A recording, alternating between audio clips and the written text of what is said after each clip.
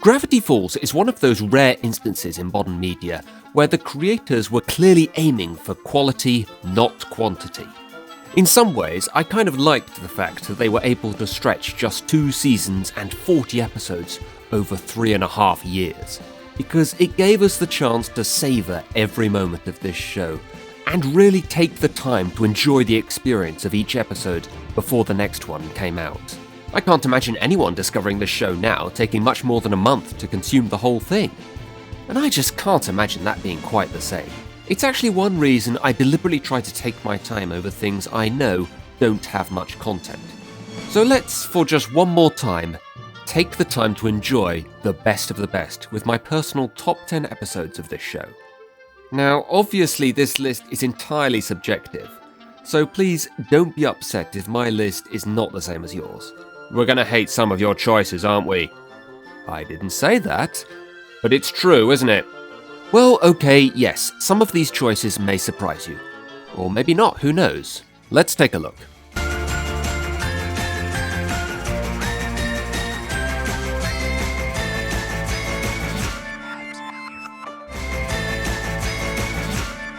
Number 10. Dipper vs. Manliness. Oddly enough, when it comes to discussions of the worst, or rather the least good, episodes of this show, this is one in particular that always seems to come up. In a way, I can see why, because for an episode so early in the show's run, it does feel a bit too much like filler. But I've always felt that filler is fine as long as it's good filler, and this absolutely is. I love how the two plots are kind of connected, with Dipper and Stan both trying to man up, but in different ways. I also wonder what the story is behind the line, "I'm a Manator! Half man, half tour!" because it almost sounds like an ad-lib to me. The lesson is also a really good one, about being your own man and not caring what others think. That, and I can very much relate to Dipper's enjoyment of girly-sounding pop songs. Number 9. Double Dipper. A fine example of how this show was able to take a plot that has been seen in a lot of kid shows, a character clones themselves, but puts a new twist on it. Firstly, they acknowledge the fact that this is kind of a cliche, and they use that fact as a running joke. They also work it into the lesson at the end about how you shouldn't try to overthink things, and that sometimes you can be your own worst enemy, because in this case, that was quite literally true. I also like how there is no confusion about who the real Dipper is, since that can sometimes be a problem with episodes like this. They don't try to sugarcoat the ending either. You see the clones effectively die. It was also the perfect introduction for Candy and Grenda, two of my favourite side characters, and has the explanation for Dipper's nickname.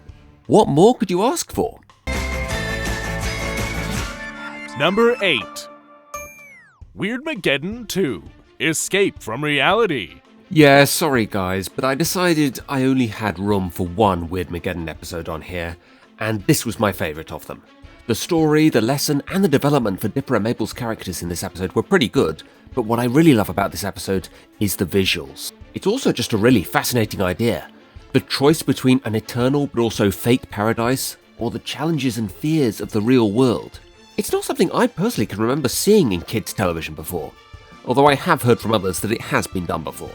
I've also heard some criticism of Dipper's decision not to stay in Gravity Falls as Ford's apprentice, as it's only delaying the inevitable time when he and Mabel will have to go their separate ways. But I would argue that that's just how life is. It doesn't have long-term answers to all your problems. You've just got to deal with life's problems if and when they come. Mabel is clearly now aware of the fact that she and Dipper can't be together forever, and now that she is, she can better prepare herself for when that day comes. Number 7. Fight Fighters. The idea of video game characters entering the real world is nothing new, of course, but this is the first time I've ever seen it where the character maintains a video game-like appearance. I mean, how about this for a kind of love letter to retro gamers, with the references to old-school games like Pac-Man and Street Fighter? But none of this would have worked if the character of Rumble McSkirmish hadn't been so damn entertaining. His dialogue, actions, and devotion to video game mechanics had me in stitches the whole time. I was kind of hoping for a few more jokes about video game logic, like Dipper's line about "This street has really dangerous litter." but there was still a decent number of good gags. Number 6. Not what he seems. Looking back on this episode, the decision to have such a long hiatus afterwards was an act of absolute genius.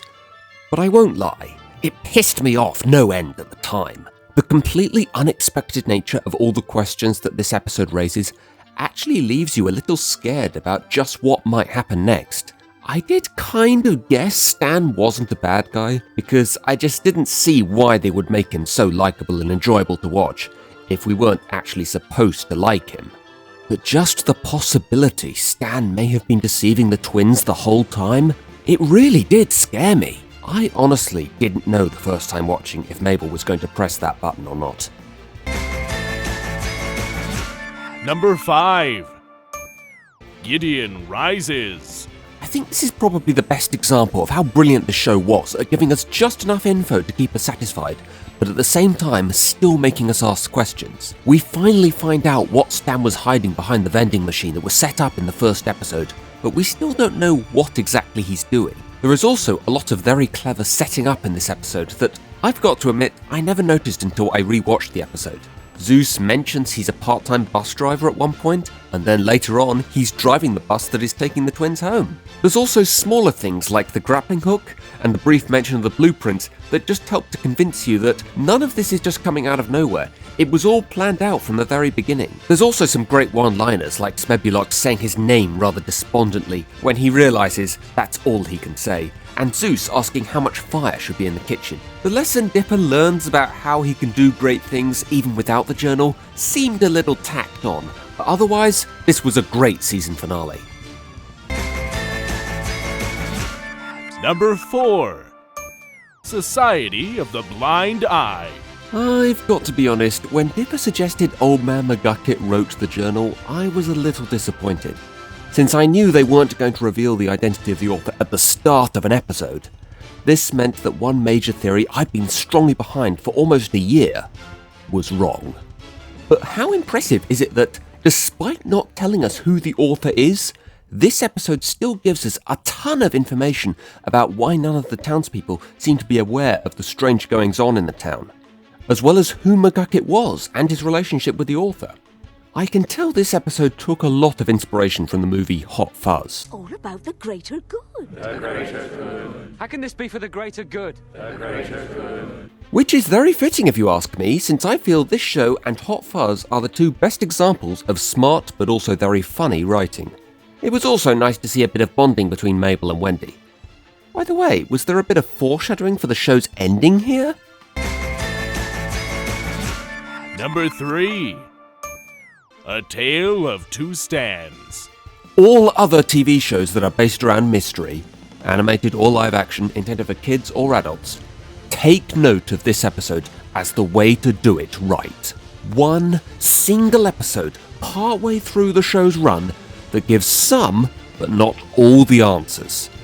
There was just something far more satisfying about getting all these answers in one episode. Couple that with the great backstories we get for both Stan and Ford, J.K. Simmons, and even new things to speculate about, like who is that baby? And you have one of the most satisfying and fascinating episodes of any show that I've seen in a long time. I still don't really know why Ford is still mad at Stan for something he did 30 years ago, but otherwise, a really satisfying ride. Number 2. The Time Traveler's Pig.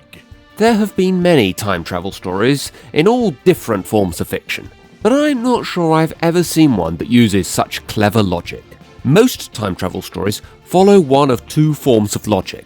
You can constantly change things even if it causes a paradox, or you can't change anything.